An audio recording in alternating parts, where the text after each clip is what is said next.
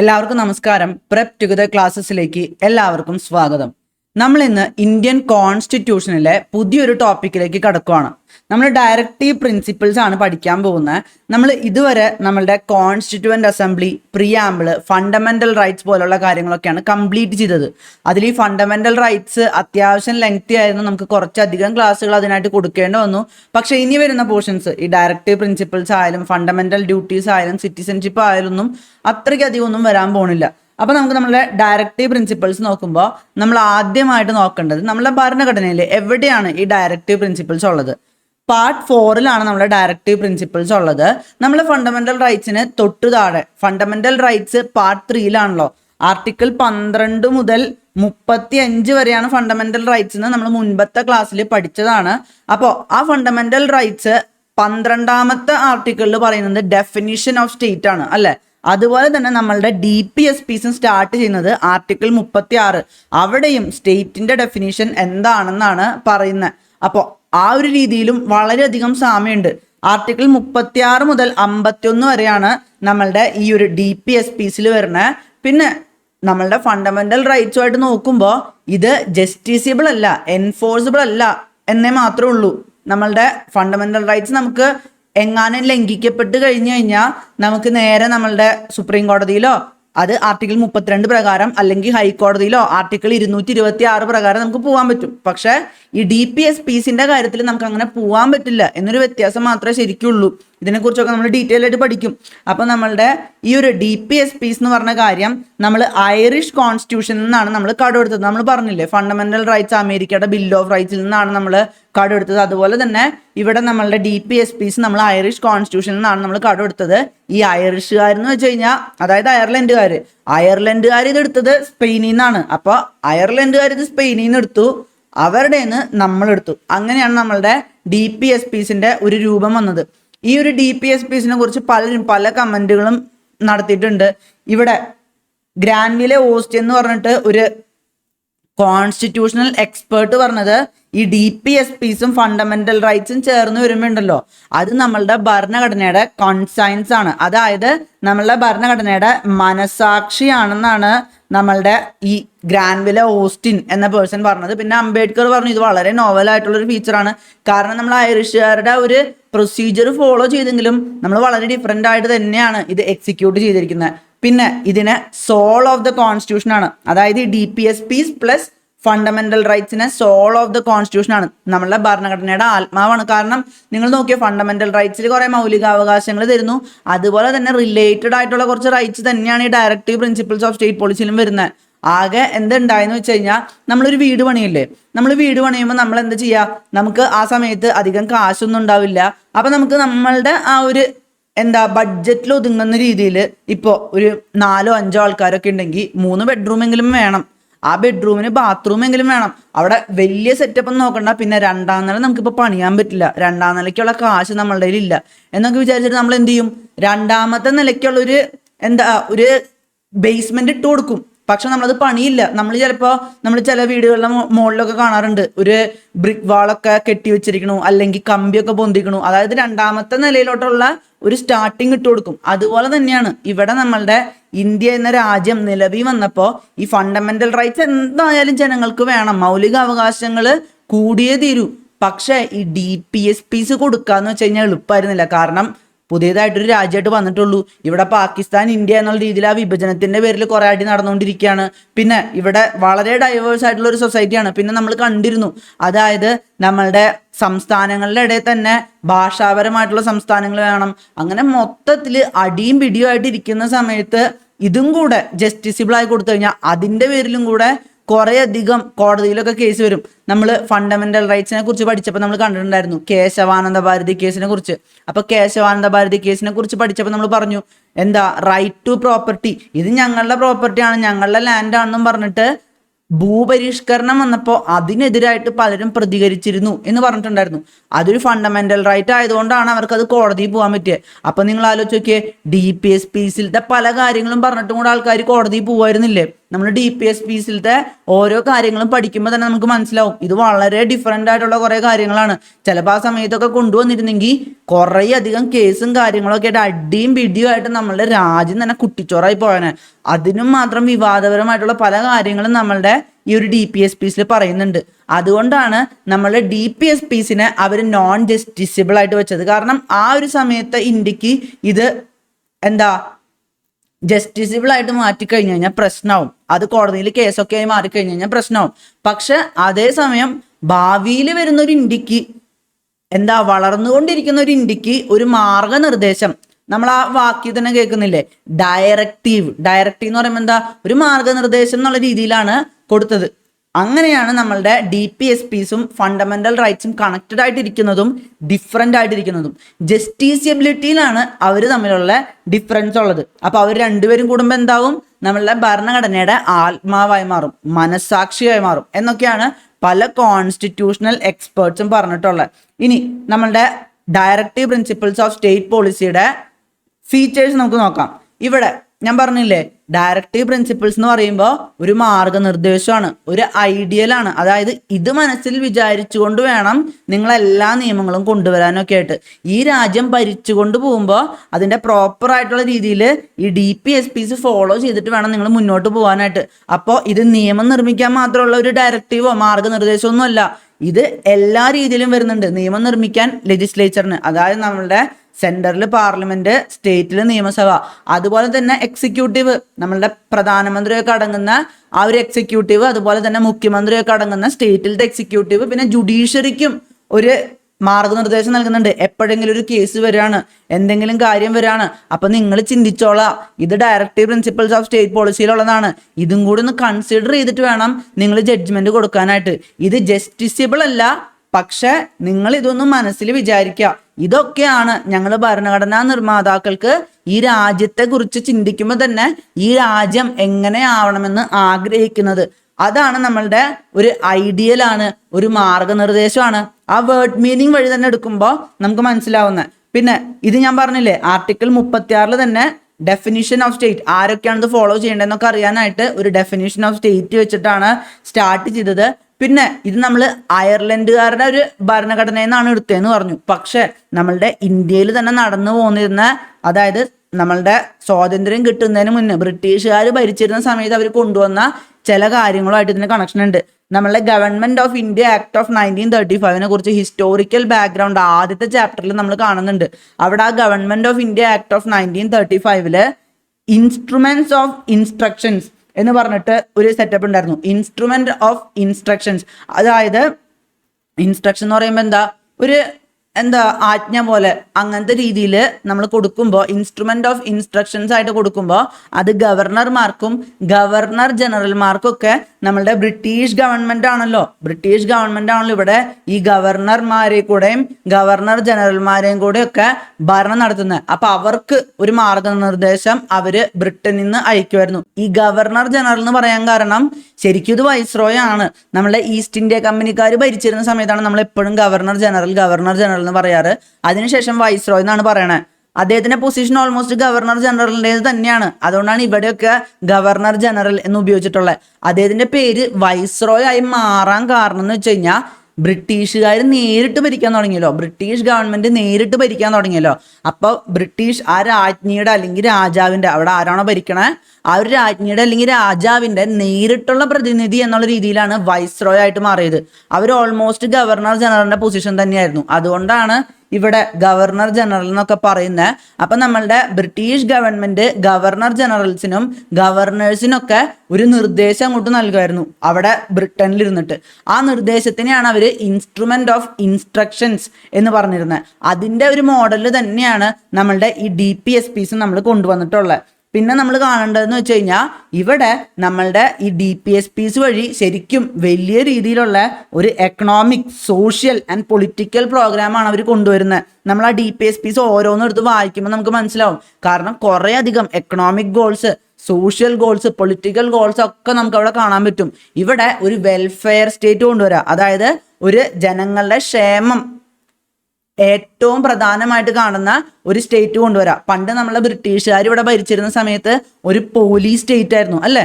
നമ്മളെ കയറി ഭരിച്ച് നമ്മളുടെ മേല് എല്ലാ കാര്യങ്ങളും ആജ്ഞാപിച്ച് കൊണ്ടുവരുന്ന, നമ്മളെ വെറുതെ ലൂട്ട് ചെയ്യാൻ വേണ്ടി മാത്രം, നമ്മളെ ഏതാണ്ട് എന്താ പറയുക ടാക്സ് ഒക്കെ കൊണ്ടുവരാനുള്ള വെറും യന്ത്രങ്ങളായിട്ട് കണ്ടിരുന്നവരായിരുന്നു നമ്മളെ ബ്രിട്ടീഷുകാർ. അവര് ഒരു അധികാര സ്ഥാപനമാണ് നടത്തിയിരുന്നത്. പക്ഷെ നമ്മളുടെ സ്വാതന്ത്ര്യത്തിന് ശേഷം ഇന്ത്യൻ ഗവൺമെന്റ് വന്നപ്പോഴോ അത് ജനങ്ങളുടെ ക്ഷേമം, ജനങ്ങളെ ഈ പാവപ്പെട്ട അവസ്ഥയിൽ നിന്ന്, പട്ടിണിയായിട്ടുള്ള അവസ്ഥയിൽ നിന്ന് മുന്നോട്ട് കൊണ്ടുവരണം. അതുപോലെ തന്നെ അവർക്ക് പ്രോപ്പർ ആയിട്ടുള്ള ന്യൂട്രീഷൻ കൊടുക്കണം, എഡ്യൂക്കേഷൻ കൊടുക്കണം, ഹോസ്പിറ്റൽ ഫെസിലിറ്റീസ് കൊടുക്കണം. അങ്ങനെയൊക്കെ വിചാരിച്ചിട്ടല്ലേ അതിനൊക്കെ ഉള്ള പ്രൊവിഷൻസ് നമ്മൾ DPSPസിൽ കൊടുത്തിട്ടുണ്ട്. അപ്പൊ ശരിക്കും അതുകൊണ്ടാണ് ഇതിനെ ഒരു economic, social and welfare program എന്ന് പറയുന്നത്. അതുവഴി ഒരു വെൽഫെയർ സ്റ്റേറ്റ് കൊണ്ടുവരിക, ഒരു ജനങ്ങളുടെ ക്ഷേമം ഏറ്റവും പ്രധാനപ്പെട്ടതായിട്ട് കാണുന്ന ഒരു സ്റ്റേറ്റ് കൊണ്ടുവരിക എന്നുള്ളതാണ് DPSPസിന്റെ ലക്ഷ്യമായിട്ട് വെച്ചിട്ടുള്ളത്. ഞാൻ പറഞ്ഞില്ലേ, നോട്ട് എ പോലീസ് സ്റ്റേറ്റ്. ബ്രിട്ടീഷുകാർ ഭരിക്കുന്ന സമയത്ത് പോലീസ് സ്റ്റേറ്റ് ആയിരിക്കും, പക്ഷെ ഇപ്പൊ പോലീസ് സ്റ്റേറ്റ് അല്ല. എന്തുകൊണ്ടാ? നമ്മളെ പ്രിയാമ്പിളിലെ വാക്കുകൾ മാത്രം ഓർത്താൽ മതി. നമ്മൾ ആ ക്ലാസ്സിൽ പറഞ്ഞിട്ടുണ്ടായിരുന്നു, പ്രിയാമ്പിൾ തുടങ്ങിയത് തന്നെ we the people of India. ആർക്കാണ് ഈ ഭരണഘടന നൽകുന്നത്? നമുക്ക് തന്നെ. നമ്മൾ നമുക്ക് തന്നെ നൽകിയ ഭരണഘടന. ആ ഭരണഘടനയുടെ പേരില് ഒരു ഭരണം നടക്കുന്ന ഒരു രാജ്യം, നമ്മളുടെ ഇവിടുത്തെ ഭരണകർത്താക്കളെയൊക്കെ നമ്മളുടെ പ്രതിനിധികളായിട്ട് മാത്രം വെക്കുന്നതാ. ഈ രാജ്യം നമ്മളുടേതാണ്, ഇവിടുത്തെ എല്ലാ കാര്യങ്ങളും നമ്മൾ ജനങ്ങളാണ് തീരുമാനിക്കുന്നത്. അപ്പൊ നമ്മളുടേതായിട്ടുള്ള ഒരു ക്ഷേമമാണ് ഏറ്റവും ഇമ്പോർട്ടന്റ്. പക്ഷെ പണ്ടോ നമ്മളെ ബ്രിട്ടീഷുകാർ ഭരിച്ചിരുന്ന സമയത്ത് രാജ്ഞിയുടെ കീഴിലുള്ള ഒരു രാജ്യം, രാജ്ഞിക്ക് ഇവിടുന്ന് മൊത്തം കാശ് കിട്ടുന്നു, ഇതൊക്കെ രാജ്ഞിയുടെ സ്വത്ത് എന്നുള്ള രീതിയായിരുന്നു. അതാണ് പോലീസ് സ്റ്റേറ്റിൽ നിന്ന് വെൽഫെയർ സ്റ്റേറ്റിലോട്ട് മാറാൻ കാരണം. അതുപോലെ തന്നെ ഇവിടെ എക്കണോമിക് ആൻഡ് സോഷ്യൽ ഡെമോക്രസി അവര് എസ്റ്റാബ്ലിഷ് ചെയ്യുന്നുണ്ട് ഈ DPSPs വഴി. അതായത് directive principles of state policy വഴി ഒരു എക്കണോമിക് ആൻഡ് സോഷ്യൽ ഡെമോക്രസിയാണ് ഇവിടെ കൊണ്ടുവരുന്നത്. നമ്മളൊരു പൊളിറ്റിക്കൽ ഡെമോക്രസിയാണ് കുറച്ചും കൂടെ നമ്മളെ ഫണ്ടമെന്റൽ റൈറ്റ്സിൽ കണ്ടത്.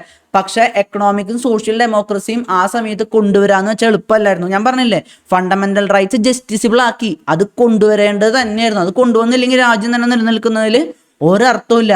പക്ഷെ DPSPs കൊണ്ടുവരാന്ന് വെച്ച് കഴിഞ്ഞാൽ, അത് ജസ്റ്റിസിബിൾ ആക്കാന്ന് വെച്ച് കഴിഞ്ഞാൽ വളരെ പ്രശ്നമുള്ളൊരു കാര്യമായിരുന്നു. അപ്പൊ സോഷ്യൽ ആൻഡ് എക്കണോമിക് ഡെമോക്രസി നമ്മൾ DPSPസിൽ വെച്ചിട്ട് ഇത് സാവധാനം വരുമായിരിക്കും. നമ്മൾ പറയാറില്ലേ, വീട് 2ാം നിലയിലോട്ട് പണിയാൻ സാവധാനം നമുക്ക് പണിയാൻ പറ്റുമായിരിക്കും. നമ്മളൊക്കെ നല്ല നിലയിലെത്തി നമുക്കൊരു അവസ്ഥയൊക്കെ ആയി കഴിയുമ്പോൾ, നല്ല ഒരു ഫിനാൻഷ്യലൊക്കെ ഏബിളായി കഴിയുമ്പോൾ നമുക്ക് ആ 2ാം നില പണിയാം. അതുപോലെ തന്നെ ഇവിടെ എക്കണോമിക് സോഷ്യൽ ഡെമോക്രസി പതിയെ ഒരു നിർദ്ദേശം പോലെ അവിടെ ഇരുന്നോട്ടെ, പക്ഷെ നമുക്ക് ഏബിൾ ആവുമ്പോൾ നമുക്കത് ശരിക്കും കൊണ്ടുവരാം. പിന്നെ ഞാൻ പറഞ്ഞ കാര്യം തന്നെ നോൺ ജസ്റ്റിസിബിൾ ആണ്. നമുക്ക് ഒരിക്കലും കോടതി പോയിട്ട് ഈ DPSPസിൽ ഇതുണ്ടല്ലോ, ഇതെന്താ നിങ്ങളിവിടെ ഇംപ്ലിമെന്റ് ചെയ്യാത്ത എന്നൊന്നും പറഞ്ഞ് നമുക്ക് കേസ് കൊടുക്കാൻ പറ്റില്ല. പക്ഷെ ആർട്ടിക്കിൾ 37, അതായത് 36 തൊട്ട് ശേഷം, 36 നമ്മളെ ഡെഫിനിഷൻ ഓഫ് സ്റ്റേറ്റ് ആണ് പറയണേ, അതിന്റെ തൊട്ട് താഴെ അവിടെ പറയുന്നുണ്ട് ദീസ് പ്രിൻസിപ്പിൾസ് ആർ ഫണ്ടമെന്റൽ. നമ്മളെ ഭരണഘടനയിൽ പറയുന്നുണ്ട് ഇത് ജസ്റ്റിസിബിൾ ഒന്നുമല്ല, കോടതിയിൽ കേസൊന്നും കൊടുക്കാനൊന്നും പറ്റില്ല, പക്ഷെ ഇത് ഏറ്റവും ഇമ്പോർട്ടൻ്റ് ആണ്.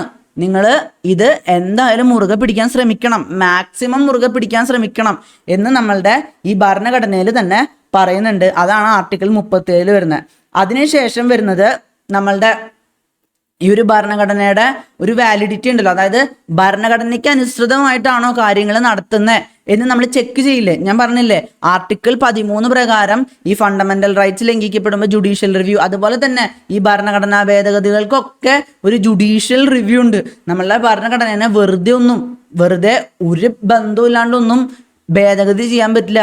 പ്രത്യേകിച്ച് നമ്മളുടെ കേശവാനന്ദ ഭാരതി കേസിൽ പറഞ്ഞിട്ടുണ്ട്, നമ്മൾ ഭേദഗതി ചെയ്യുവാണെങ്കിൽ ഞങ്ങൾ റിവ്യൂ ചെയ്തിരിക്കും എന്ന് സുപ്രീം കോടതി പ്രത്യേകം പറഞ്ഞിട്ടുണ്ട്. അതിനുശേഷം നമ്മളുടെ മിനർവ മിൽസ് കേസിലും പിന്നെ IR കൊയിലോ കേസിലൊക്കെ പറഞ്ഞിട്ടുണ്ട്, ജുഡീഷ്യൽ റിവ്യൂ എന്ന് വെച്ച് കഴിഞ്ഞാൽ ബേസിക് സ്ട്രക്ചറിന്റെ ഭാഗം കൂടിയാണ്. ഞങ്ങൾ എന്ത് വന്നാലും ഞങ്ങൾ റിവ്യൂ ചെയ്തിരിക്കും. ഈ ബേസിക് സ്ട്രക്ചർ ഒരിക്കലും ഇവിടെ നിന്ന് മാറ്റം ചെയ്യാൻ പറ്റില്ലെന്ന് നമ്മളെ സുപ്രീം കോടതി എപ്പോഴും എടുത്തു പറയാറുള്ളതാണ്.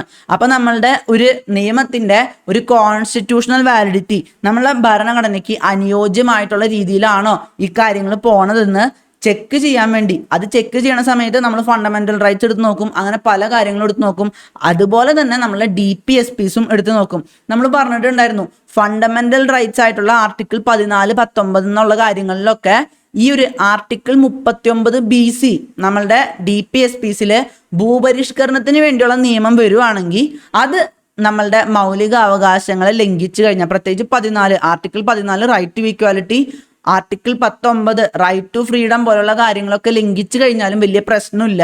റൈറ്റ് ടു പ്രോപ്പർട്ടി എന്നുള്ളതും കൂടി ഉണ്ടായിരുന്നു, അത് എടുത്തു കളഞ്ഞു. നമ്മൾ മുൻപത്തെ ക്ലാസ്സിൽ തന്നെ പറഞ്ഞതാണ്. ആർട്ടിക്കിൾ 31 ഇപ്പം ഇല്ല. ആർട്ടിക്കിൾ 31 ഒരു ഫണ്ടമെന്റൽ റൈറ്റ് ആയിട്ട് ഇപ്പം ഇല്ല. അതിൽ നമ്മൾ കണ്ടിട്ടുണ്ടായിരുന്നു 31A, B, C എന്നൊക്കെ പറഞ്ഞിട്ട് കുറച്ച് കാര്യങ്ങൾ കൊടുത്തിട്ടുണ്ട്. അതൊക്കെ ശരിക്കും റൈറ്റ് ടു പ്രോപ്പർട്ടി തന്നെ ഇല്ലാതാക്കാൻ വേണ്ടിയിട്ട് കൊണ്ടുവന്നിട്ടുള്ള കുറേ കാര്യങ്ങളാണ്.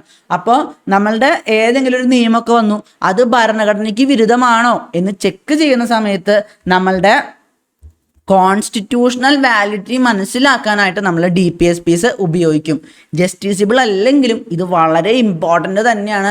ഒരു വിധത്തിൽ നമുക്ക് പറയാം ഫണ്ടമെന്റൽ റൈറ്റ്സിൻ്റെ അത്രയും തന്നെ ഇമ്പോർട്ടൻ്റ് ആണ്. നമ്മളുടെ മിനർവ മിൽസ് കേസിൽ പറഞ്ഞിട്ടുണ്ടായിരുന്നു, ഫണ്ടമെന്റൽ റൈറ്റ്സും DPSPസും തമ്മിലുള്ള ഒരു ബാലൻസിലാണ് നമ്മളെ രാജ്യം മുന്നോട്ട് പോയിക്കൊണ്ടിരിക്കണതെന്ന്. ആ ബാലൻസ് എന്നുള്ളത് വളരെ ഇമ്പോർട്ടൻ്റ് ആണ്. അതൊരു ക്ലൂ ഒക്കെ ആയിട്ട് ഞാൻ പറഞ്ഞിട്ടുണ്ടായിരുന്നു. മിനർവ മില്ലായതുകൊണ്ട് ബാലൻസ് ആണ്. ഫണ്ടമെന്റൽ റൈറ്റ്സും നമ്മുടെ DPSPസും തമ്മിലുള്ള ബാലൻസിലാണ് നമ്മളെ രാജ്യം മുന്നോട്ട് പോകുന്നത്. പിന്നെ ഈ ഒരു കാര്യത്തിൽ തന്നെ പ്രത്യേകം എടുത്ത് പറയുന്നുണ്ട്, may find it reasonable in relation to article 14 and article 19. ഇപ്പം നമ്മൾ DPSPs നടപ്പിലാക്കാനായിട്ട് ചില സമയങ്ങൾ ആർട്ടിക്കിൾ 14 19 ലംഘിക്കേണ്ട വന്നു കഴിഞ്ഞാൽ ഇതൊരു DPSP ആണല്ലോ എന്ന് നമുക്ക് ചിന്തിക്കാൻ പറ്റും. പക്ഷെ എല്ലാ കാര്യത്തിലൊന്നും അങ്ങനത്തെ ഒരു അവസരം കൊടുത്തിട്ടില്ല. പ്രത്യേകിച്ച് ഭൂപരിഷ്കരണത്തിന്റെ കാര്യത്തിലാണ് ആർട്ടിക്കിൾ 14 ആർട്ടിക്കിൾ 19 ഒന്നും നിങ്ങൾ ഫോളോ ചെയ്തില്ലെങ്കിലും കുഴപ്പമില്ല, കാരണം നിങ്ങൾ ഈ ഭൂപരിഷ്കരണം കൊണ്ടുവരാനല്ലേ എന്നൊക്കെ സുപ്രീം കോടതി ഇന്റർപ്രറ്റ് ചെയ്തിട്ടുള്ളത്. കാരണം റൈറ്റ് ടു ഈക്വാലിറ്റിയും റൈറ്റ് ടു ഫ്രീഡം ഒക്കെ വളരെ ഇമ്പോർട്ടൻ്റ് ആയിട്ടുള്ള കാര്യമാണ്. പക്ഷെ ഭൂപരിഷ്കരണം ഇവിടെ ഇൻഈക്വാലിറ്റീസ് ഇല്ലാണ്ടാക്കണില്ല. ഇൻഈക്വാലിറ്റീസ് എവിടെ വരണേ? സൊസൈറ്റിയിലെ വരണേ. ഒരു സോഷ്യൽ ഡെമോക്രസിയാണ്. അത് ഫണ്ടമെന്റൽ റൈറ്റിൽ കൊടുത്തിട്ടില്ല ഇൻഈക്വാലിറ്റീസിനെ കുറിച്ച്. എന്തുകൊണ്ടാ? നമ്മളെ രാജ്യം വളരെ ചെറുപ്പമായിരുന്നു, തുടങ്ങുന്നേ ഉണ്ടായുള്ളൂ, അവിടെ അടി ഉണ്ടാക്കാൻ പാടില്ലായിരുന്നു. പക്ഷെ DPSPസിൽ നമ്മൾ കൊടുത്തു. അതിനെക്കുറിച്ച് നമ്മൾ കാണും. ഇനി നമ്മൾ കാണാൻ പോകുന്നത് നമ്മളെ DPSPസിലത്തെ ഓരോ ഡയറക്റ്റീവ് പ്രിൻസിപ്പിൾ ഓഫ് സ്റ്റേറ്റ് പോളിസിനെ നമുക്ക് ക്ലാസിഫൈ ചെയ്യാൻ പറ്റും. ആ ക്ലാസിഫിക്കേഷൻസ് ആണ് നമ്മളിവിടെ കാണുന്നത്. ഇവിടെ 3 തരത്തിലാണ് നമ്മളുടെ DPSPs ഉള്ളത്. ആദ്യത്തേത് സോഷ്യലിസ്റ്റിക്, പിന്നത്തേത് ഗാന്ധിയൻ. സോഷ്യലിസ്റ്റിക് എന്ന് പറയുമ്പോൾ തന്നെ നമ്മൾ ഓർക്കണം, ഇവിടെ ഏത് തരത്തിലുള്ള സോഷ്യലിസം ആണുള്ളത്? ഇവിടെ ഡെമോക്രാറ്റിക് സോഷ്യലിസം ആണുള്ളത്. നമ്മളുടെ ആദ്യത്തെ നേതാക്കൾ തന്നെ, ഇപ്പം നമ്മളുടെ ആദ്യത്തെ പ്രധാനമന്ത്രിയായിട്ടുള്ള ജവഹർലാൽ നെഹ്റുവും അതുപോലെ തന്നെ പിന്നീട് വന്ന നമ്മൾ ഇന്ദിരാഗാന്ധിയൊക്കെ ഒരു സോഷ്യലിസം ഫോളോ ചെയ്ത ആൾ തന്നെയായിരുന്നു. അപ്പം അതുകൊണ്ട് തന്നെയാണ് സോഷ്യലിസത്തിന് വളരെയധികം ഇമ്പോർട്ടൻസ് കൊടുത്തിട്ടുള്ളത്. ഇന്ദിരാഗാന്ധി 42ാമത്തെ അമെൻമെന്റ് ഉണ്ടല്ലോ, 42ാമത്തെ ഭരണഘടനാ ഭേദഗതി, ഞാൻ മുൻപും പലവട്ടം എടുത്ത് പറഞ്ഞിട്ടുണ്ട്, മിനി കോൺസ്റ്റിറ്റ്യൂഷൻ എന്നാണ് അറിയപ്പെടുന്നത്. ആ ഒരു ഭേദഗതിയിൽ കുറച്ചധികം സോഷ്യലിസ്റ്റിക് പ്രിൻസിപ്പിൾസ് ആഡ് ചെയ്യുകയും കൂടെ ചെയ്തിട്ടുണ്ടായിരുന്നു. പിന്നെ ഗാന്ധിയൻ, നമ്മളുടെ രാഷ്ട്രപിതാവാണ് മഹാത്മാഗാന്ധി. ആ മഹാത്മാഗാന്ധിയുടെ കുറേ ആദർശങ്ങളൊക്കെ DPSPs ആയിട്ട് വന്നിട്ടുണ്ട്. പിന്നെ വരുന്നത് ലിബറൽ ഇന്റലക്ച്വൽ. ഇവിടെ ലിബറൽ ഇന്റലക്ച്വൽ എന്ന് പറയുമ്പോൾ നമ്മൾ പണ്ടത്തെ കാലത്തോടൊന്നും അങ്ങനെ കെട്ടിപ്പിടിച്ച് ആ ഒരു ആദർശം മാത്രം മതിയൊന്നും പറഞ്ഞ് നിൽക്കാതെ നമ്മൾ മാറ്റങ്ങളെ ഒക്കെ ഉൾക്കൊണ്ടുകൊണ്ട് നമ്മളെല്ലാവരെയും ഉൾക്കൊള്ളാൻ തയ്യാറായിക്കൊണ്ട് നമുക്ക് കിട്ടുന്ന വിജ്ഞാനത്തിനൊക്കെ അനുസരിച്ച് നമ്മൾ മാറാൻ റെഡിയായി നമ്മളുടെ ലോകത്തെ തന്നെ സംരക്ഷിക്കാൻ റെഡിയായിട്ട് കൊണ്ടുവരുന്ന കുറേ കാര്യങ്ങളൊക്കെയാണ് നമ്മൾ ലിബറൽ ഇന്റലക്ച്വൽ വരുന്നത്. അപ്പോൾ ഈ ഒരു ക്ലാസിഫിക്കേഷൻ ഇങ്ങനെ പറയുന്നുണ്ടെങ്കിലും ഇവിടെ നമുക്ക് ഒരിക്കലും പറയാൻ പറ്റില്ല 36 മുതൽ 51 വരെയുള്ള ഈ DPSPസിൽ ഇന്ന നമ്പർ തൊട്ട് ഇന്ന നമ്പർ വരെ സോഷ്യലിസ്റ്റിക് ആണ്, ഇന്ന നമ്പർ തൊട്ട് ഇന്ന നമ്പർ വരെ ഗാന്ധിയൻ ആണെന്നൊക്കെ. ഇതൊക്കെ ഭയങ്കര ഡിഫറെൻ്റ് ആയിട്ടാണ് അറേഞ്ച്ഡ് ആയിട്ടുള്ളത്. പല സ്ഥലങ്ങളിലാണ് കിടക്കുന്നത്.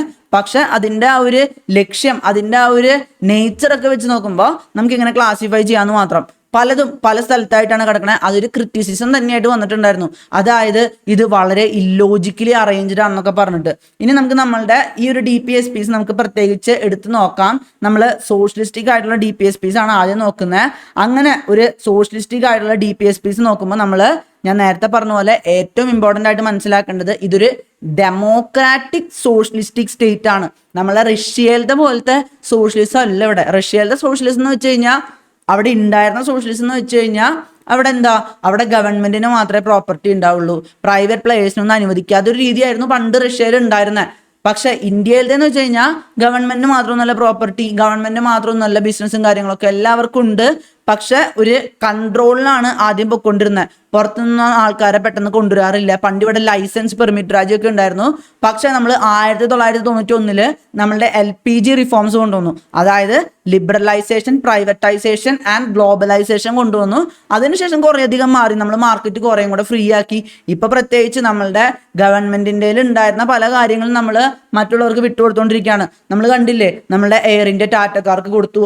പണ്ട് ടാറ്റയുടെ എയർലൈൻസിനെ എടുത്തിട്ടാണ് നമ്മൾ എയർ ഇന്ത്യ ഫോം ചെയ്തിട്ടുണ്ടായിരുന്നത്. പക്ഷെ ഇപ്പൊ നമ്മൾ എന്ത് ചെയ്യണു, നമ്മൾ ടാറ്റയ്ക്ക് തന്നെ അത് തിരിച്ചു കൊടുക്കണു. ടാറ്റയ്ക്ക് അത് പണ്ട് നിങ്ങളെ നിന്ന് എടുത്തതാണെന്ന് പറഞ്ഞ് വെറുതെ തിരിച്ചു കൊടുക്കുമല്ല, അതൊരു ഡീലിന്റെ പുറത്ത് തിരിച്ചു കൊടുക്കണു. അങ്ങനെയൊക്കെ കാണുന്നുണ്ടല്ലോ. അപ്പൊ നമ്മള് സോഷ്യലിസത്തിൽ നിന്ന് കുറേയധികം മാറി.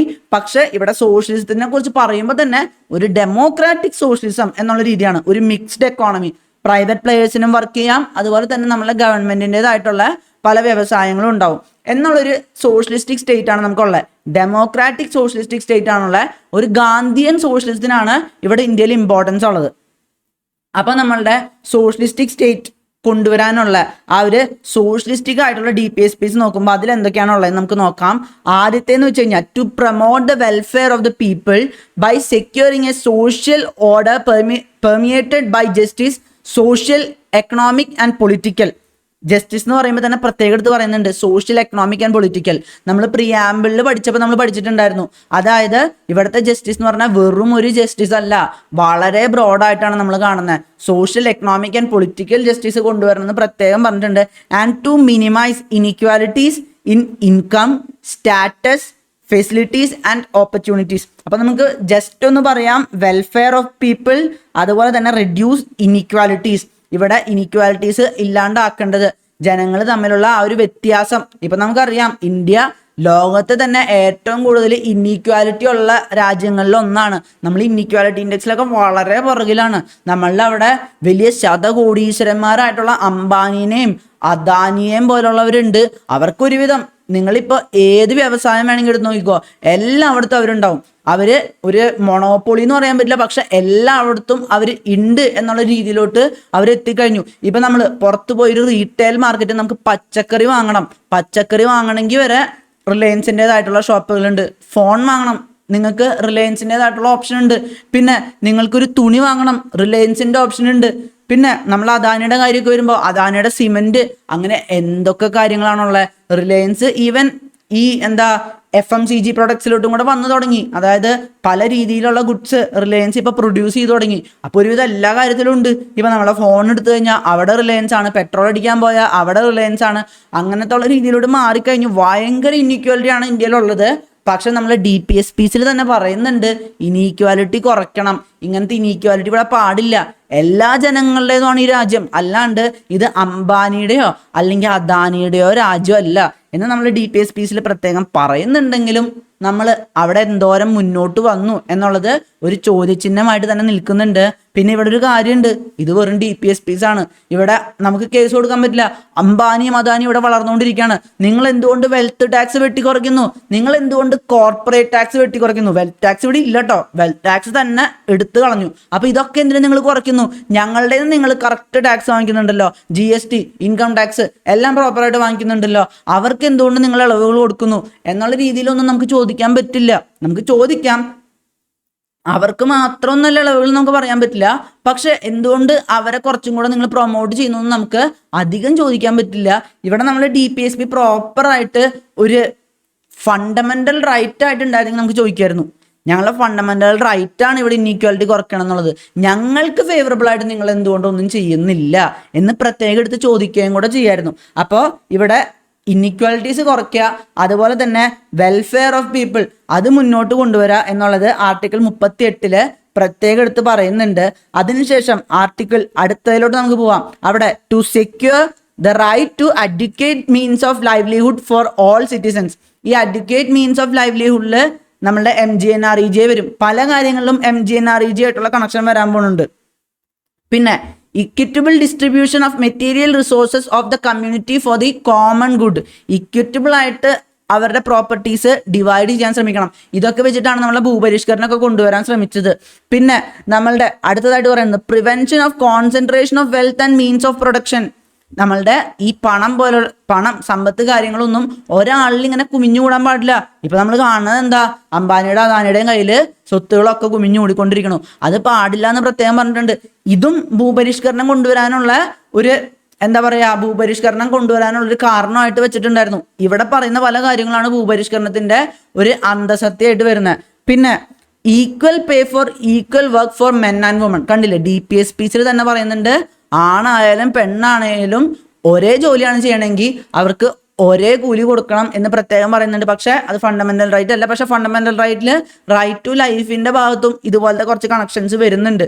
ഈ ലൈവ്ലിഹുഡിന്റെ കാര്യത്തിലും ഈക്വൽ പേ റിലേറ്റഡ് ആയിട്ടുള്ള കാര്യത്തിലും വരുന്നുണ്ട്. ഇവിടെ DPSPസിലുള്ളത് ആണെന്ന് പറഞ്ഞിട്ട് നമുക്ക് ഒരിക്കലും കേസ് കൊടുക്കാൻ പറ്റില്ല. പക്ഷെ ഫണ്ടമെന്റൽ റൈറ്റിനോട് നമുക്ക് കണക്ട് ചെയ്യാൻ പറ്റും. പിന്നെ preservation of the health and strength of workers and children against forcible abuse. അവരെ ഒരു വിധത്തിലും പീഡിപ്പിക്കാനൊന്നും പാടില്ല. പിന്നെ അത് മാത്രമല്ല, ജോലിക്കാരെ ഇപ്പോൾ ഈ ശമ്പളത്തിന്റെ കാര്യത്തിലും പീഡിപ്പിക്കാൻ പാടില്ല. ശമ്പളം കൊടുക്കാതെ അവരെ ബോണ്ടഡ് ലേബർ എടുത്തും പീഡിപ്പിക്കാൻ പാടില്ല. അത് നമ്മളുടെ ഫണ്ടമെന്റൽ റൈറ്റിലുണ്ട്. പക്ഷെ DPSPസിലും അത് കണക്ട് ചെയ്ത് പറഞ്ഞിട്ടുണ്ട്. പിന്നെ opportunities for healthy development of children. കുട്ടികളുടേതായിട്ടുള്ള പ്രോപ്പറായിട്ടുള്ള വളർച്ചയ്ക്കുള്ള ഒരു ഓപ്പർച്യൂണിറ്റി പ്രൊവൈഡ് ചെയ്യണം. നമ്മളുടെ ഈ സ്കൂളുകളിലൊക്കെ സർവശിക്ഷ അഭിയാന്റെ ഭാഗമൊക്കെ ആയിട്ട് ഈ മിഡ് ഡേ മീലൊക്കെ കൊടുക്കുന്നില്ലേ, അത് ഈ ഒരു മാർഗനിർദ്ദേശത്തിന്റെ ഭാഗമായിട്ടാണെന്നും കൂടെ നമുക്ക് കരുതാം. കാരണം ഇവിടെ പറയുന്നുണ്ട് ഹെൽത്തി ഡെവലപ്മെന്റ് ഓഫ് ചിൽഡ്രന് ഒരു പ്രോപ്പർ ആയിട്ടുള്ള കാര്യങ്ങൾ കൊടുക്കണം. നമ്മളുടെ ഫണ്ടമെന്റൽ റൈറ്റിൽ എലമെന്ററി എഡ്യൂക്കേഷൻ കൊടുക്കാനേ പറഞ്ഞിട്ടുള്ളൂ, മിഡ് ഡേ മീൽ കൊടുക്കാൻ പറഞ്ഞിട്ടില്ല. അപ്പോൾ എലമെന്ററി എഡ്യൂക്കേഷന്റെ കൂടെ കുട്ടികളുടെ ഹെൽത്തും കൂടെ സൂക്ഷിക്കാൻ കാരണം ഇവിടെ DPSPസിലും കൂടെ അത് പറഞ്ഞിട്ടുള്ളതാണ്. ഇവിടെ എന്താ ഏറ്റവും ഇമ്പോർട്ടൻ്റ് ആയിട്ടുള്ള കാര്യം മനസ്സിലാക്കേണ്ടതെന്ന് വെച്ച് കഴിഞ്ഞാൽ, പല കാര്യങ്ങളും DPSPസും ഫണ്ടമെന്റൽ റൈറ്റ്സും തമ്മിൽ ഓവർലാപ്പ് വരുന്നുണ്ട്. ഈ നമ്മളുടെ എലമെന്ററി എഡ്യൂക്കേഷൻ, അതായത് കുട്ടികൾക്ക് 14 വയസ്സ് വരെയുള്ള വിദ്യാഭ്യാസം കമ്പൽസറി ആക്കണം എന്നുള്ള കാര്യമൊക്കെ ഇല്ലേ, അത് ഇപ്പോഴാണ് അതൊരു ഫണ്ടമെന്റൽ റൈറ്റ് ആയത്. അത് ഇപ്പോഴെന്ന് പറയുമ്പോൾ കുറച്ച് കൊല്ലങ്ങൾക്ക് മുൻപ്, ഒരു 2000-ന് ശേഷമാണ് അതൊരു ഫണ്ടമെന്റൽ റൈറ്റ് ആയിട്ട് മാറിയത്. അതിനു മുൻപ് അത് വെറും ഒരു DPSP തന്നെയായിരുന്നു. അപ്പൊ അതുകൊണ്ടാണ് നമ്മൾ മനസ്സിലാക്കേണ്ടത് വളരെയധികം ഓവർലാപ്പ് ഉണ്ട്. DPSPസിൽ മാത്രമുള്ള കാര്യങ്ങൾ നമുക്ക് ഒരിക്കലും കോടതിയിൽ കൊണ്ടുപോയി കേസ് കൊടുക്കാൻ പറ്റില്ല. പക്ഷെ നമ്മളുടെ DPSPസിലും ഫണ്ടമെന്റൽ റൈറ്റിലും കണക്റ്റഡ് ആയിട്ട് കിടക്കുന്ന ഫണ്ടമെന്റൽ റൈറ്റിൽ ഉണ്ടെങ്കിൽ നമുക്കത് കേസ് കൊടുക്കാൻ പറ്റും. ഫണ്ടമെന്റൽ റൈറ്റ് ഉള്ളത് കൊണ്ട് മാത്രം, DPSPസിന്റെ കഥ പറഞ്ഞിട്ടല്ല. ഇനി അടുത്തതായിട്ട് വരുന്നത്, ഈ ഞാൻ പറഞ്ഞ കാര്യങ്ങളൊക്കെ വരുന്നത് ആർട്ടിക്കിൾ 39-ലാണ്. ആർട്ടിക്കിൾ 39-ലത്തെ ചില ഭാഗങ്ങൾക്കാണ് ആർട്ടിക്കിൾ 14-നും 19-നും മുകളിൽ, അതായത് ആർട്ടിക്കിൾ 14-നും 19-നും മുകളിൽ ഒരു പരിഗണന കൊടുത്തത്. ഞാൻ പറഞ്ഞില്ലേ, ഇന്ദിരാഗാന്ധിയുടെ സമയത്ത് കുറച്ച് അമെൻമെന്റ്സ് ഒക്കെ കൊണ്ടുവന്ന് ഭൂപരിഷ്കരണം നടത്താനായിട്ട് ആർട്ടിക്കിൾ 14-നും 19-നും ലംഘിച്ചാലും കുഴപ്പമില്ല എന്ന് സുപ്രീം കോടതി ഇന്റർപ്രറ്റ് ചെയ്തതൊക്കെ, അത് നമ്മൾ ഈ ആർട്ടിക്കിൾ 39 ആയിട്ട് റിലേറ്റഡ് ആണ്. പിന്നെ ആർട്ടിക്കിൾ 39A വരുമ്പോഴോ, to promote equal justice and to provide free legal aid to the poor. അവിടെ എന്താ വരുന്നത്? Legal aid. നമ്മളിപ്പോൾ കാണാറില്ലേ, നാഷണൽ ലീഗൽ സർവീസ് അതോറിറ്റി ഒക്കെ, ഇതൊക്കെ വരുന്നത് എന്തിന്റെ പേരിലാ? ഈ ആർട്ടിക്കിൾ 39A പേരിലാണ്. നമ്മൾ പല സിനിമകളിലൊക്കെ കാണാറുണ്ട്. ടോവിനോ തോമസിന്റെ ഒരു സിനിമയൊക്കെ ഉണ്ട്, ആ സിനിമയിലൊക്കെ നമ്മൾ കാണുന്നുണ്ട്. അതായത് ടോവിനോ തോമസിനെ പോലീസ് പിടിച്ചുകൊണ്ട് പോകുമ്പോൾ ടോവിനോ തോമസിന് വേറെ രീതിയൊന്നുമില്ല, ഒരു വക്കീലിനെയും സമീപിക്കാനുള്ള കാശോ കാര്യങ്ങളോ ഒന്നുമില്ല. അതുകൊണ്ട് നമ്മളുടെ ഗവൺമെന്റ് തന്നെ ഒരു വക്കീലിനെ വെച്ച് കൊടുക്കുന്നുണ്ട്. അതാണ് ഈ നാൽസ സിസ്റ്റം എന്ന് പറയുന്നത്. പിന്നെ റൈറ്റ് ടു വർക്ക്, അതാണ് ആർട്ടിക്കിൾ 41 വരുന്ന. ഡീറ്റെയിൽ ആയിട്ട് നോക്കുകയാണെങ്കിൽ, to secure the right to work, to education and to public assistance in cases of unemployment, old age, sickness and disablement. ഈ അവസ്ഥകളിലൊക്കെ നമുക്ക് പ്രോപ്പർ ആയിട്ടുള്ള ആ ഒരു ജോലി അല്ലെങ്കിൽ എഡ്യൂക്കേഷനുള്ള എല്ലാ വിധത്തിലുള്ള സൗകര്യങ്ങളും നൽകണം. നമ്മൾ ഡിസേബിൾഡ് ആയിട്ടുള്ളവർക്ക് റിസർവേഷൻസ് ഒക്കെ കൊടുക്കാറില്ലേ, അങ്ങനെ പല കാര്യങ്ങളായിട്ട് ഈ റൈറ്റ് ടു വർക്ക് എന്ന് പറയുമ്പോൾ MGNREG ഇവിടെ നമുക്ക് കണക്ട് ചെയ്യാൻ പറ്റും. പിന്നെ അടുത്തതായിട്ട് വരുന്നത് മെറ്റേണിറ്റി റിലീഫ്. അതിനെക്കുറിച്ച് എന്താ ഡീറ്റെയിൽ ആയിട്ട് പറയുന്നതെന്ന് നോക്കാം. മെറ്റേണിറ്റി റിലീഫിനെ കുറിച്ച് നമ്മൾ നോക്കുമ്പോൾ, to make provision for just and humane conditions of work and maternity relief. ഈ അമ്മമാർക്കൊക്കെ ജോലി ചെയ്യാനൊക്കെ വളരെ ബുദ്ധിമുട്ടാണ്. നമ്മളെ നാട്ടിൽ തന്നെ നോക്കുമ്പോൾ, ഈവൻ നമ്മളെ PSC ആസ്പിരൻസിന്റെ കാര്യം തന്നെ നോക്കുമ്പോൾ, ഒരു ജോലിക്ക് പോകാന്ന് വെച്ചാൽ ഭയങ്കര കഷ്ടപ്പാടാണ്. കാരണം കുട്ടികളെ നോക്കാനുള്ള സൗകര്യം ഉണ്ടാവില്ല, അങ്ങനെ പല കാര്യങ്ങളുണ്ടാവും. അപ്പോൾ ഒരു അമ്മമാരായിട്ടുള്ളവർക്ക് പ്രോപ്പർ ആയിട്ടുള്ള കാര്യങ്ങൾ, ഒരു ജോലി സ്ഥലത്ത് പോയാൽ തന്നെ അവിടെ ക്രഷേഴ്സ് ഒക്കെ ഉണ്ടാവണം. ക്രഷേഴ്സ് എന്ന് വെച്ച് കഴിഞ്ഞാൽ ഈ കുട്ടികളെ നോക്കാനുള്ള സ്ഥലങ്ങളാണ്. അപ്പോൾ അതിനോട് കണക്റ്റഡ് ആയിട്ട് തന്നെ കുട്ടികളെ നോക്കാനുള്ള സ്ഥലങ്ങൾ ഉണ്ടാവണം. ഇപ്പോൾ പുതിയ നിയമങ്ങളിലൊക്കെ പറയുന്നുണ്ട്, അമ്മമാർക്ക് ഈവൻ ജോലി സ്ഥലത്ത് നിന്ന് ഈ ക്രഷ്, അതായത് കുട്ടികളെ നോക്കുന്ന സ്ഥലത്ത് ഈ കമ്പനി റിലേറ്റഡ് ആയിട്ട് തന്നെ അങ്ങനത്തെ സൗകര്യങ്ങൾ ഉണ്ടാവണം, അവിടെയൊക്കെ പോയി അമ്മമാർക്ക് സന്ദർശിക്കാനുള്ള അവസരമൊക്കെ നൽകണം എന്നുള്ള രീതിയിലൊക്കെ വ്യത്യാസങ്ങൾ കൊണ്ടുവരണം. അങ്ങനത്തെ ഒരു എന്താ പറയുക, ഒരു നൂതനമായിട്ടുള്ള കാര്യങ്ങളൊക്കെ പാലിക്കണം എന്ന രീതിയിലൊക്കെ ഇപ്പോൾ നമ്മളുടെ നിയമങ്ങൾ വരുന്നുണ്ട്. അപ്പോൾ അമ്മമാർക്ക് ഒരു പ്രാധാന്യം നൽകുന്നുണ്ട്. അതാണ് നമ്മൾ കാണുന്നത്. നമ്മളുടെ സൊസൈറ്റിയിലത്തെ എല്ലാ ഭാഗങ്ങളിലേക്കും നമ്മൾ DPSP എത്തി നോക്കുന്നുണ്ട്. അതിനുശേഷം വരുന്നതോ നമ്മളുടെ മെറ്റേണിറ്റി റിലീഫിൻ്റെ ശേഷം വരുന്നത്, പിന്നെ ഈ മെറ്റേണിറ്റി റിലീഫിൽ തന്നെയാണ് അമ്മമാരുടെ ആ ഒരു പ്രസവത്തിന് ശേഷമുള്ള എല്ലാ വിധത്തിലുള്ള പരിചരണം കാര്യങ്ങളൊക്കെ ആയിട്ട് നമ്മളുടെ പ്രൈമറി ഹെൽത്ത് സെൻ്ററിലൊക്കെ ആയിട്ട് പല വിധത്തിലുള്ള ആനുകൂല്യങ്ങൾ നൽകാറുണ്ട്. അതൊക്കെ DPSPs റിലേറ്റഡ് ആയിട്ടാണ്. പിന്നെ അതിനുശേഷം നോക്കുമ്പോൾ to secure a living wage, a decent standard of life and social and cultural opportunities for all workers. ഇവിടെ എന്താ പറയുന്നത്, തൊഴിലാളികളുടെ ക്ഷേമം വരുന്നത് ആർട്ടിക്കിൾ 43 അതുപോലെ തന്നെ അവർക്ക് ലിവിങ് വേജ് വേണം. അതുകൊണ്ടാണ് നമ്മൾ മിനിമം വേജ് ആക്ടൊക്കെ വരുന്നത്. ഇവിടെ മിനിമം ആയിട്ടുള്ള ഒരു വേജ് എങ്കിലും പ്രൊവൈഡ് ചെയ്യണം എന്നൊക്കെ പറഞ്ഞിട്ട് കൊടുത്തിട്ടുണ്ട്. അപ്പോൾ ഇതാണ് ആർട്ടിക്കിൾ 43 വരുന്നത്. അതിനുശേഷം ആർട്ടിക്കിൾ 43 വരുമ്പോഴോ to take steps to secure the participation of workers in the management of industries. നമ്മളുടെ ഇൻഡസ്ട്രീസിന്റെ തന്നെ മാനേജ്മെന്റിൽ വർക്കേഴ്സിനും കൂടെ ഒരു പങ്കാളിത്തം കൊടുക്കണം. നമ്മൾ കാണാറുണ്ട് നമ്മളുടെ പല കമ്പനികളിലൊക്കെ ഒരു മാനേജ്മെന്റ് ഗ്രൂപ്പിൽ, പ്രത്യേകിച്ച് നമ്മൾ ഗവൺമെന്റ് റിലേറ്റഡ് ആയിട്ടുള്ള കമ്പനിയൊക്കെ ആണെങ്കിൽ അവിടെ ജോലിക്കാർക്കും കൂടെ അതിൻ്റെ ഒരു കമ്മിറ്റിയിലോ കാര്യങ്ങളിലോ ഒക്കെ ഒരു പ്രാതിനിധ്യം കൊടുക്കും. എന്തിനാ? കാരണം ഈ ഒരു DPSPs പറഞ്ഞിട്ടുണ്ട് വർക്കേഴ്സിനെ ഇൻഡസ്ട്രിയൽ മാനേജ്മെന്റിൽ ഉൾക്കൊള്ളിക്കണം. കാരണം അതൊരു വ്യവസായിയുടെയോ മറ്റും ഇൻഡസ്ട്രി ആയിരിക്കും, പക്ഷെ സ്റ്റിൽ അതെന്താ, അത് അവിടെ ജോലി ചെയ്യുന്ന വർക്കേഴ്സ് വഴിയാണ് റൺ ചെയ്യുന്നത്. അവർക്ക് അവിടെ ഒരു സാമ്പത്തിക ലാഭം നമ്മളുടെ ഒരു വ്യവസായിക്ക് കിട്ടുന്നത്രയൊന്നും കിട്ടുന്നില്ല. ഒരു ശമ്പളം മാത്രമേ കിട്ടുന്നുള്ളെങ്കിലും അവർ ജോലി ചെയ്യുന്ന സ്ഥലത്തിന്റെ കാര്യത്തിൽ അവർക്ക് എന്തെങ്കിലും ഒരു അവരുടെ വാക്കിന് എന്തെങ്കിലും ഒരു പരിഗണന വേണ്ടേ? ഇവിടെയും കുറേയധികം വ്യത്യാസങ്ങളൊക്കെ വരുന്നുണ്ട്. ലേബർ ആക്ട് ഒക്കെ വരുമ്പോൾ പലപ്പോഴും എന്താ ചെയ്യാന്ന് വെച്ച് കഴിഞ്ഞാൽ ഈ ജോലിക്കാരെ മാക്സിമം മിണ്ടാൻ പറ്റാത്തവരാക്കാനാണ് ശ്രമിക്കുന്നത്. അതിന് ശരിക്കും എന്താ കാരണം എന്ന് വെച്ച് കഴിഞ്ഞാൽ ഈ ലോകത്ത് പല രാജ്യങ്ങളിലും ഈ വർക്കേഴ്സിനെ മാക്സിമം നിശബ്ദരാക്കി കഴിഞ്ഞാൽ നമ്മളുടെ ബിസിനസ്സുകാർക്ക് കുറച്ചും കൂടെ എളുപ്പമായിരിക്കും. കുറച്ച് ശമ്പളം കൊടുത്താൽ മതി, അങ്ങനെ പല കാര്യങ്ങളും ഉണ്ട്. അപ്പൊ ഇന്ത്യ കൊടുത്തില്ലെങ്കിൽ അത് വിയറ്റ്നാം അല്ലെങ്കിൽ ചൈന കൊടുത്തോണ്ടിരിക്കും. ഈവൻ ചൈന ഇത്രയും വളരാൻ കാരണം വരെ അവിടുത്തെ മിനിമം വേജസും കാര്യങ്ങളൊക്കെ വളരെ കുറവായിരുന്നു. അവിടെ സുഖമായിട്ട് ഒരു വലിയൊരു പ്രൊഡക്റ്റ് വളരെ ചെറിയൊരു തുകയിലൊക്കെ പ്രൊഡ്യൂസ് ചെയ്യാൻ പറ്റും. അങ്ങനെ നമ്മളുടെ ഈ ഒരു DPSPs സോഷ്യലിസ്റ്റിക് പാർട്ടിൽ പ്രത്യേകം എടുത്ത് പറയുന്നുണ്ട്. പിന്നെ അടുത്തത് ആർട്ടിക്കിൾ 47 വരുന്നത്. To raise the level of nutrition and the standard of living of people to improve public health. ഇവിടുത്തെ പബ്ലിക് ഹെൽത്ത് ഇംപ്രൂവ് ചെയ്യുക, ന്യൂട്രീഷൻ ഇംപ്രൂവ് ചെയ്യുക, അങ്ങനെ പറയുന്നുണ്ട്. കാണുന്നില്ലേ, നമ്മളുടെ എല്ലാ കാര്യത്തിലോട്ടും നമ്മളുടെ DPSPs വളരെ ഡീപ്പായിട്ട് ഇറങ്ങി വരുന്നുണ്ട്. അടുത്തതായിട്ട് വരുന്നത് ഗാന്ധിയൻ പ്രിൻസിപ്പിളാണ്. നമ്മളുടെ രാഷ്ട്രപിതാവായിട്ടുള്ള മഹാത്മാഗാന്ധിയുടെ ആ ഒരു ആദർശങ്ങളുമായിട്ട് റിലേറ്റഡ് ആയിട്ടുള്ള പ്രിൻസിപ്പിൾസ് ആണ് വരുന്നത്. ആദ്യം തന്നെ ഇവിടെ പഞ്ചായത്തുകൾ ഫോം ചെയ്യണം. മഹാത്മാഗാന്ധിയുടെ ഒരു വിഷൻ എന്ന് പറയുന്നത് ഇവിടെ ഗ്രാമസഭകളൊക്കെ വഴി ഗ്രാമത്തിൽ നിന്ന് വേണം ഭരണം തുടങ്ങാൻ. കുറച്ചും കൂടെ ഡയറക്റ്റ് ആയിട്ടുള്ള ഒരു ഡെമോക്രസി ഇവിടെ വേണം. ജനങ്ങൾക്ക് ഈ ഗ്രാമസഭകളിലൂടെയും മറ്റും അവരുടെ ആവശ്യങ്ങൾ പ്രോപ്പറായിട്ട് പറയാൻ പറ്റണം. പക്ഷെ അംബേദ്കർ പറഞ്ഞു ആ സമയത്ത് പഞ്ചായത്തുകൾ എന്നൊക്കെ വെച്ച് കഴിഞ്ഞാൽ ഈ മേൽജാതിക്കാർക്ക് വളരെയധികം ഒരു ഇമ്പോർട്ടൻസ് ഉള്ള, അവരേതാണ്ട് അധിപന്മാരാണെന്നുള്ള രീതിയിൽ ഇരിക്കുന്ന ഒരു സെറ്റപ്പ് ആയിരുന്നു. അതുകൊണ്ട് തന്നെ നമ്മൾ അംബേദ്കർ പറഞ്ഞു ഇപ്പൊ നമുക്ക് പഞ്ചായത്ത് സിസ്റ്റം ഒന്നും വേണ്ട. നമുക്കറിയാം പിന്നീടാണ് 1993 ആ ഒരു ടൈം ആയപ്പോഴേക്കാണ് നമ്മളെ പഞ്ചായത്ത് സിസ്റ്റം വന്നത്. അപ്പോൾ അന്ന് നമ്മളുടെ ഭരണഘടനയിൽ നേരിട്ട് കൊടുക്കാൻ പറ്റാതിരുന്നതുകൊണ്ട് അതിനെ ഒരു ആർട്ടിക്കിൾ 40 എന്നുള്ള രീതിയിൽ പഞ്ചായത്ത് എന്നുള്ള ഒരു DPSP പ്രൊവൈഡ് ചെയ്തു. To organise village panchayat and endow them with necessary powers and authority to enable them to function as units of self government. അതാണ് നമ്മളുടെ പഞ്ചായത്ത് രാജ് ആക്ടിലും പിന്നെ നമ്മളുടെ അർബൻ ലോക്കൽ ബോഡീസ് കൊണ്ടുവരുന്നതിലൊക്കെ നമ്മൾ കണ്ടത്. അതിനുശേഷം വരുന്നത് ഗാന്ധിയനായിട്ടുള്ള മറ്റൊരു പ്രിൻസിപ്പിളും കൂടെ നമുക്ക് കാണാൻ പറ്റും. To promote cottage industries on an individual or corporation basis in rural areas. നമ്മളെ കോട്ടേജ് ഇൻഡസ്ട്രീസ്, MSMEs നമ്മളുടെ ഗാന്ധിജി പ്രത്യേകം എടുത്ത് പറഞ്ഞായിരുന്നു ഇവിടെ വലിയ വ്യവസായ സ്ഥാപനങ്ങളല്ല, ചെറുകിടയായിട്ടുള്ള ഇങ്ങനത്തെ ഇൻഡസ്ട്രീസ് കൊണ്ടുവരാൻ നിങ്ങൾ വളരെയധികം ശ്രദ്ധിക്കണം എന്ന് പറഞ്ഞിട്ടുണ്ടായിരുന്നു. പിന്നെ കോപ്പറേറ്റീവ് സൊസൈറ്റീസിനെ കുറിച്ച്, ഈ കോപ്പറേറ്റീവ് സൊസൈറ്റി പിന്നീട് കൊണ്ടുവന്ന ഒരു ഭാഗമാണ്. നമ്മൾ ഫണ്ടമെന്റൽ റൈറ്റ്സിനെ കുറിച്ച് പഠിച്ചപ്പോൾ നമ്മൾ കോപ്പറേറ്റീവ് സൊസൈറ്റിയുടെ ഒരു ഫണ്ടമെന്റൽ റൈറ്റ് ആയിട്ട്, അതായത് ആർട്ടിക്കിൾ 19 ഉള്ളിൽ തന്നെ ഒരു റൈറ്റ് ആയിട്ട് കോപ്പറേറ്റീവ് സൊസൈറ്റി കൊടുത്തതിനെ കുറിച്ച് നമ്മൾ കണ്ടിട്ടുണ്ടായിരുന്നു. അതേ ഭരണഘടനാ ഭേദഗതിയുടെ ഒപ്പം തന്നെയാണ് നമ്മളുടെ കോപ്പറേറ്റീവ് സൊസൈറ്റി എന്നുള്ളത് DPSP ആയിട്ട് പ്രൊവൈഡ് ചെയ്തത്. അത് നമ്മളത്ര ഡീറ്റെയിൽ ആയിട്ട് പോകേണ്ട ആവശ്യമില്ല. അതിനുശേഷം educational and economic interest of SC/STs, ഇവിടുത്തെ പട്ടികജാതി പട്ടികവർഗ വിഭാഗക്കാരുടെ ഒക്കെ എഡ്യൂക്കേഷൻ, അതുപോലെ തന്നെ അവരുടെ എക്കണോമിക് ആയിട്ടുള്ള ഇൻട്രസ്റ്റും പ്രോപ്പർ ആയിട്ട് കാത്തു സൂക്ഷിക്കണം. കാരണം ഗാന്ധിജിക്ക് ഹരിജൻ എന്ന് പറഞ്ഞ ഒരു പ്രത്യേകം അവരെ പരിഗണിച്ചിരുന്ന ഒരു വ്യക്തി തന്നെയായിരുന്നു ഗാന്ധിജി. അതുകൊണ്ട് തന്നെ ആർട്ടിക്കിൾ 46 SC/STസിന്റെ പ്രോപ്പർ ആയിട്ടുള്ള എഡ്യൂക്കേഷൻ, എക്കണോമിക് ഇൻട്രസ്റ്റിനൊക്കെ വേണ്ടിയിട്ട് വളരെയധികം ഊന്നൽ കൊടുക്കുന്ന ഒരു DPSP ആണ്.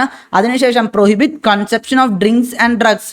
നമ്മളെപ്പോഴും പറയാറുണ്ട് ഗാന്ധിജിക്ക് ആഗ്രഹം ഇവിടെ ഒരു മദ്യവിമുക്തമായിട്ടുള്ള ഒരു ഭാഗം വേണമെന്നാണ്. നമ്മുടെ കേരളത്തിൽ വരെ ഈ ബാറുകളൊക്കെ പൊട്ടിക്കുമ്പോഴും കാര്യങ്ങളിലൊക്കെ അങ്ങനത്തെ ഒരു കാര്യം കൊണ്ടുവന്നിട്ടുണ്ടായിരുന്നു. ഗാന്ധിയൻ പ്രിൻസിപ്പിൾ എന്നുള്ളത് കൊണ്ടുവന്നിട്ടുണ്ടായിരുന്നു. പക്ഷേ കേരളത്തിൽ ഇപ്പോഴും ബാറുകളും ബീവറേജുകളും ഒക്കെ ഉണ്ട്. പക്ഷെ നമ്മൾ ബീഹാറിലൊക്കെ പോകുമ്പോൾ അവിടെ മദ്യവിമുക്തമാക്കിയിട്ടുണ്ട്, ഗുജറാത്തിൽ മദ്യവിമുക്തമാക്കിയിട്ടുണ്ട്. പല സ്ഥലങ്ങളിലും കൊണ്ടുവരാൻ കാരണം എന്ന് വെച്ച് കഴിഞ്ഞാൽ ആർട്ടിക്കിൾ 47 പ്രകാരം, 48 പ്രകാരമല്ല, 48 അടുത്താണ് വരുന്നത്. ആർട്ടിക്കിൾ 47 പ്രകാരം നിങ്ങൾക്ക് കണക്ട് ചെയ്യണമെങ്കിൽ വേണമെങ്കിൽ ചിന്തിച്ചാൽ മതി. 1947 നമുക്ക് സ്വാതന്ത്ര്യം കിട്ടിയത്. അപ്പൊ അതിനോട് റിലേറ്റഡ് ആയിട്ട് മദ്യവിമുക്തം ആ ഒരു രീതിയിൽ നിങ്ങൾ കണക്ട് ചെയ്താൽ മതി. ഇവിടെ DPSP മാത്രമായിട്ട് കൊടുത്തിട്ടുള്ളൂ, അതുകൊണ്ട് നമുക്ക് കേസ് കൊടുക്കാൻ പറ്റില്ല. ഇവിടെ കേരളത്തിൽ എന്തുകൊണ്ട് മദ്യവിമുക്തമാക്കുന്നില്ല എന്ന് പറഞ്ഞ് നമുക്ക് കേസ് കൊടുക്കാൻ പറ്റില്ല. അതുകൊണ്ടാണ് ഇവിടെ DPSP ആയിട്ട് കൊടുത്തിട്ടുള്ളത്. പിന്നെ അതിനുശേഷം സ്ലോട്ടർ ഓഫ് കാവ്സ്, നമ്മളുടെ പശുക്കളെയും കാര്യങ്ങളൊന്നും സ്ലോട്ടർ ചെയ്യരുത്. അവരെ ഇങ്ങനെ അറവുശാലകളിലൊക്കെ കൊണ്ടുപോയി അറക്കരുത്.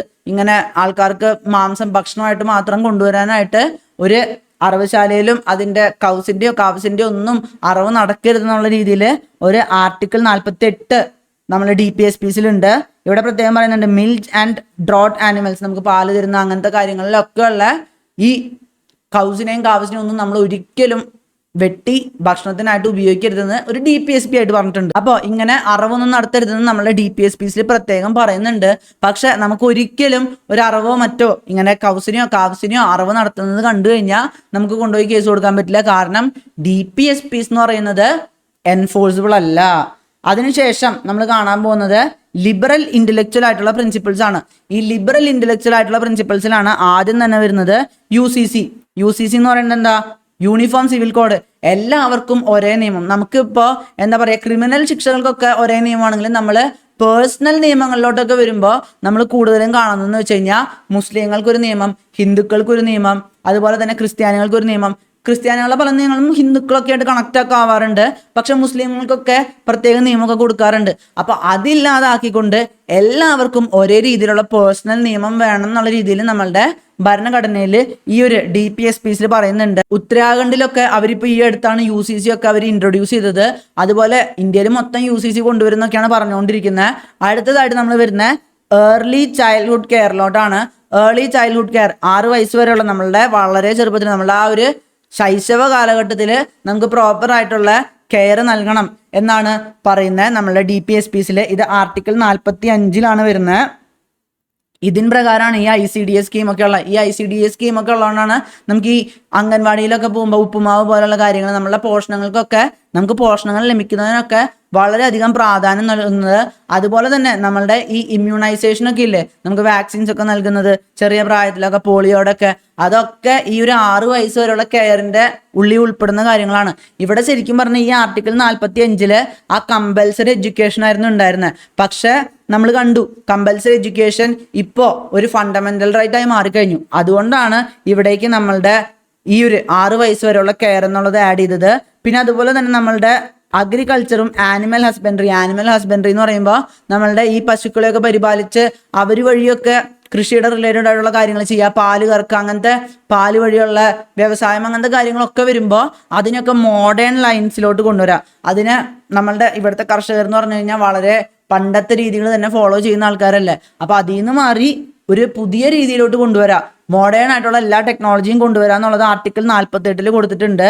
അതിനുശേഷം നമ്മൾ കാണുന്നത് നമ്മളുടെ എൻവയോൺമെന്റിനെ പ്രൊട്ടക്ട് ചെയ്യുക, നമ്മളുടെ ഫോറസ്റ്റിനെ പ്രൊട്ടക്ട് ചെയ്യുക, വൈൽഡ് ലൈഫിനെ പ്രൊട്ടക്ട് ചെയ്യുക. ഇത് ശരിക്കും ഇന്ദിരാഗാന്ധിയുടെ കാലത്ത് 42ാമത്തെ അമെൻമെന്റ് കൊണ്ടുവന്നില്ലേ, ആ ഒരു അമെൻമെന്റ് വഴിയാണ് ഈ ഒരു ഭാഗം കൊണ്ടുവന്നിട്ടുള്ളത്. പിന്നെ ഇവിടുത്തെ മോണ്യുമെന്റ്സ് പ്രൊട്ടക്ട് ചെയ്യുക, places, objects of artistic and historical interest, അങ്ങനത്തെ കാര്യങ്ങളൊക്കെ പ്രൊട്ടക്ട് ചെയ്യാന്ന് പ്രത്യേകം പറഞ്ഞിട്ടുണ്ട്.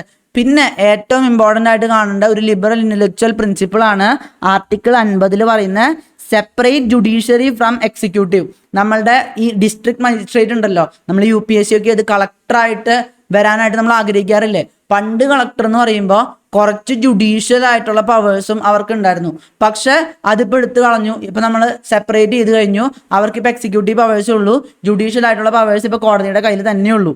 പിന്നെ അതിനുശേഷം ഇന്റർനാഷണൽ പീസ് ആൻഡ് സെക്യൂരിറ്റി, നമ്മളുടെ ലോകമെമ്പാടുമുള്ള സമാധാനം കാത്തു സൂക്ഷിക്കേണ്ടതും ഇന്ത്യയുടെ ഒരു കടമയാണെന്ന് നമ്മൾ DPSPs തന്നെ പറയുന്നുണ്ട്. അതുകൊണ്ടാണ് നമ്മളെ DPSPs ഒരുവിധം എല്ലായിടത്തോട്ടും പോകുന്നുണ്ട്, എല്ലായിടത്തോട്ടും ഡീറ്റെയിൽ ആയിട്ട് പോകുന്നുണ്ട്, ഡീറ്റെയിൽ ആയി ഡീപ്പായിട്ട് ഓരോന്നിനെ കുറിച്ചും പറയുന്നുണ്ടെന്ന് നമുക്ക് പറയാൻ പറ്റുക. സോഷ്യലിസ്റ്റിക് ആയിട്ടുള്ള കാര്യങ്ങളുണ്ട്, ഗാന്ധിയനായിട്ടുള്ള കാര്യങ്ങളുണ്ട്, അതുപോലെ തന്നെ ലിബറൽ ഇന്റലക്ച്വൽ ആയിട്ടുള്ള കാര്യങ്ങളുണ്ട്. ഈ ഇന്റർനാഷണൽ പീസ് ആൻഡ് സെക്യൂരിറ്റിയുടെ അവിടെ പറയുന്നത് to promote international peace and security and maintain just and honorable relations between nations, to foster respect for international law and treaty obligations, and to encourage settlement of international disputes by arbitration. ഇവിടെ international disputes ഒക്കെ ഉണ്ടാകുമ്പോൾ അത് പ്രോപ്പറായിട്ട് വിചാരണ കാര്യങ്ങളൊക്കെ മുന്നോട്ട് പൊക്കോണ്ട് പ്രോപ്പറായിട്ട് അതൊക്കെ സോൾവ് ആവുന്നില്ലേ. ഇവിടെ രാജ്യാന്തര തലത്തിൽ എല്ലാ കാര്യങ്ങളും പ്രോപ്പറായിട്ടല്ല പോണേ എന്നുള്ളതൊക്കെ ഇന്ത്യയും കൂടെ കാത്തു സൂക്ഷിക്കണം എന്ന് പ്രത്യേകം നമ്മളുടെ ഈ ഒരു ഭരണഘടനയുടെ DPSPs തന്നെ പറഞ്ഞിട്ടുണ്ട്. പിന്നെ നമ്മൾ കാണേണ്ടത് നമ്മളെ ഭരണഘടന നിലവിൽ വന്നപ്പോൾ പാർട്ട് 4, അതായത് പാർട്ട് 4 DPSPs ഉണ്ടായിരുന്ന കാര്യങ്ങൾ മാത്രമല്ല പല കാര്യങ്ങളും ആഡഡ് ആയിട്ടുണ്ട്. അത് നമ്മൾ കാണുന്നത് 42ാമത്തെ അമെൻമെന്റിൽ ഞാൻ പറഞ്ഞില്ലേ, ഇന്ദിരാഗാന്ധിക്ക് ഒരു സോഷ്യലിസ്റ്റിക് ആയിട്ടുള്ള ഒരു അപ്രോച്ചാണ് ഉണ്ടായിരുന്നത്. അതുകൊണ്ട് തന്നെ കുറേ സോഷ്യലിസ്റ്റിക് പ്രിൻസിപ്പിൾസ് ഇന്ദിരാഗാന്ധി ആഡ് ചെയ്തിട്ടുണ്ടായിരുന്നു. Opportunity for healthy development of children article 39 കൊണ്ടുവന്നു. അതുപോലെ തന്നെ ലീഗൽ എയ്ഡ് എന്നുള്ളത് ഈ 42ാമത്തെ അമെൻമെന്റിലാണ് വന്നത്. Workers in management of industries എന്നുള്ളത് ഈ ഒരു 42ാമത്തെ അമെൻമെന്റ് വഴിയാണ് കൊണ്ടുവന്നിട്ടുള്ളത്. പിന്നെ protect and improve environment 48A, അതായത് ഇതൊരു ലിബറൽ ഇന്റലക്ച്വൽ പ്രിൻസിപ്പിൾ ആണ്. അതും നമ്മുടെ 42ാമത്തെ അമെൻമെന്റ് ആണ് കൊണ്ടുവന്നിട്ടുള്ളത്. ഈ 42ാമത്തെ അമെൻമെന്റ് മിനി കോൺസ്റ്റിറ്റ്യൂഷൻ എന്ന് പറയുമ്പോൾ തന്നെ നിങ്ങൾ കണ്ടില്ലേ, 4 കൂടുതലൊക്കെ 4 DPSPs തന്നെ ആ ഒരു മിനി കോൺസ്റ്റിറ്റ്യൂഷൻ വഴി കൊണ്ടുവന്നിട്ടുണ്ട്. പിന്നെ അതിനുശേഷം വന്നിട്ടുള്ള നമ്മൾ അടിയന്തരാവസ്ഥയ്ക്ക് ശേഷം ഇന്ദിരാഗാന്ധിക്ക് വലിയൊരു തിരിച്ചടിയേറ്റ് ജനതാ പാർട്ടി ഗവൺമെന്റ് അധികാരത്തിൽ വന്നു. അപ്പോൾ അവർ 44ാമത്തെ അമെൻമെന്റ് കൊണ്ടുവന്നപ്പോൾ ഒരു ആർട്ടിക്കിൾ 38 കൊണ്ടുവന്നു. ഈ റെഡ്യൂസ് ഇൻഇക്വാലിറ്റീസ് എന്നുള്ളതില്ലേ, ഞാൻ ആദ്യം പറഞ്ഞില്ലേ, ഇവിടുത്തെ ഒരു വേർതിരിവ് അല്ലെങ്കിൽ വേർതിരിവ് എന്ന് പറയാൻ പറ്റില്ല, ആ വ്യത്യാസം ഇല്ലാതാക്കണം എന്നുള്ള കാര്യം ആർട്ടിക്കിൾ 38 വഴി കൊണ്ടുവന്നത് ഈ 44ാമത്തെ ഭരണഘടനാ ഭേദഗതിയിലാണ്. പിന്നെ 86ാമത്തെ ഭരണഘടനാ ഭേദഗതിയിൽ നമ്മളെ കമ്പൽസറി എഡ്യൂക്കേഷൻ എന്നുള്ളത് ഒരു ഫണ്ടമെന്റൽ റൈറ്റ് ആയിട്ട് മാറ്റിയപ്പോൾ അതിന് പകരമായിട്ട് നമ്മളുടെ DPSPs ഒരു 6 വയസ്സ് വരെയുള്ള പരിപാലനം ഒരു DPSP ആയിട്ട് പ്രൊവൈഡ് ചെയ്തു. നമ്മൾ കണ്ടു ആർട്ടിക്കിൾ 45 ICDS സ്കീം വരുന്നതൊക്കെ അതിന് പ്രകാരമാണ് നമ്മൾ പറഞ്ഞിട്ടുണ്ടായിരുന്നു. അതിനുശേഷം നമ്മൾ കാണുന്നത് 97ാമത്തെ ഭരണഘടനാ ഭേദഗതിയാണ്. 97ാമത്തെ ഭരണഘടനാ ഭേദഗതി വഴി കോപ്പറേറ്റീവ് സൊസൈറ്റീസ് എന്നുള്ളത് ഒരു DPSPs ഭാഗമാക്കി മാറ്റി. ഈ 97ാമത്തെ ഭരണഘടനാ ഭേദഗതിയിൽ തന്നെയാണ് കോപ്പറേറ്റീവ് സൊസൈറ്റീസ് ഒരു ഫണ്ടമെന്റൽ റൈറ്റ് ആർട്ടിക്കിൾ 19 കീഴിലുള്ളതും കൂടെ ആക്കി മാറ്റിയത്. അപ്പൊ ഇത്രയാണ് നമുക്ക് വരുന്നത്. നമ്മുടെ DPSPs ഏത് പാർട്ടിലാണ് വരുന്നതെന്ന് കണ്ടു, പാർട്ട് 4ലാണ്. അത് ഏതൊക്കെ ആർട്ടിക്കിളുകളാണ് നമ്മൾ കണ്ടു, ആർട്ടിക്കിൾ 36 മുതൽ 51 വരെയാണ്. പിന്നെ അതിനുശേഷം നമ്മൾ എന്താ കണ്ടേ, DPSPs ക്ലാസിഫിക്കേഷൻ കണ്ടു. പിന്നെ അത് എവിടെ നിന്നാണ് കടമെടുത്തത് നമ്മൾ ആദ്യം തന്നെ കണ്ടിട്ടുണ്ടായിരുന്നു. ക്ലാസിഫിക്കേഷന് socialistic, Gandhian and liberal intellectual, അത്തരം DPSPs കണ്ടതിന് ശേഷം പുതിയതായിട്ട് വന്നിട്ടുള്ള DPSPs കൂടെ നമ്മൾ കണ്ടു കഴിഞ്ഞു. ഇനി ബാക്കിയുള്ളത് നമുക്ക് അടുത്ത ക്ലാസ്സിൽ എടുക്കാം. അപ്പോൾ അടുത്ത ക്ലാസ്സുമായിട്ട് കാണുന്നവരെ ബൈ.